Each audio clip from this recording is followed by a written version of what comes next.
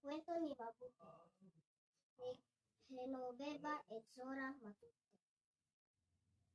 Sabi nila, mabuti iyan ang naging palayaw ng aming guro sa asignaturang Pilipino.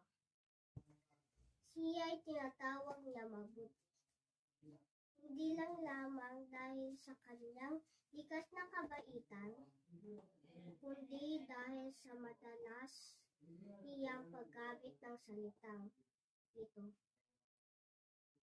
Tuwing nagbibigay siya ng paliwanag sa kanyang mga estudyante, mabuti, sasabihin niya, at pagkatapos ay ipagpapatuloy niya ang kanyang mahinahong paliwanag.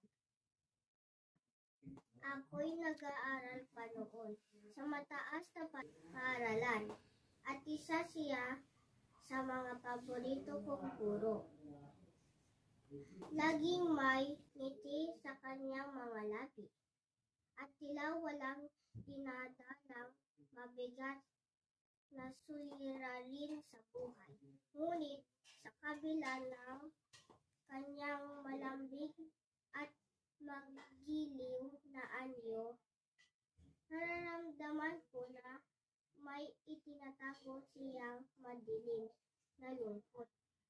Isang araw, matapos ang aming klase, nagpunta ako sa silid aklatan upang mag-isa doon. Doon ko siya nakita. Si Mabuti. Siya ay nasa sulok, tahimik at tila may iniisip.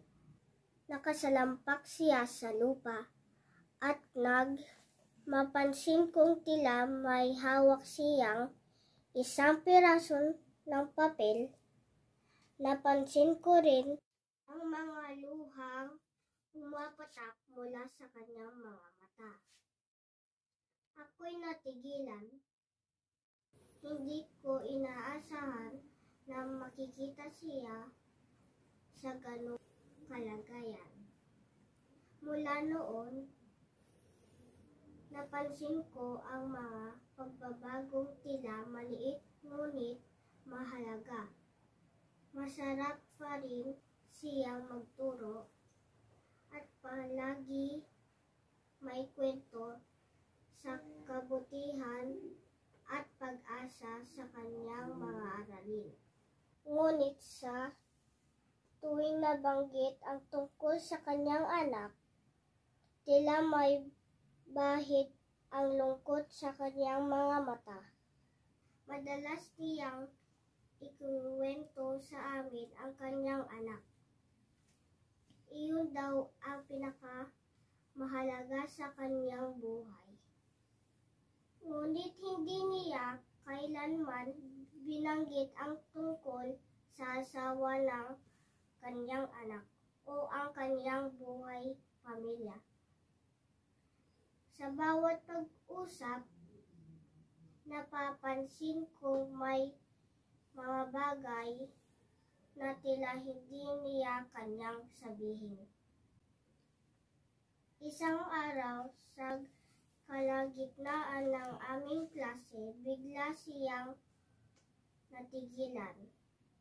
Hindi niya natapos ang kanyang paliwanag at bigla siyang nagpunas ng luha. Lahat kami ay tahimik at ramdam namin ang bigat ng kanyang damdamin. Alam kong may malalim na sugat sa kanyang puso, ngunit hindi niya ito ipinaalam sa amin. Patuloy siyang ngumiti at itinago ang lahat ng kanyang pinagdaraanan. Ang ating matututuhan, ang kwento ni Mabuti ay sumasalamin sa pakikibaka ng isang tao na nagtatago ng sariling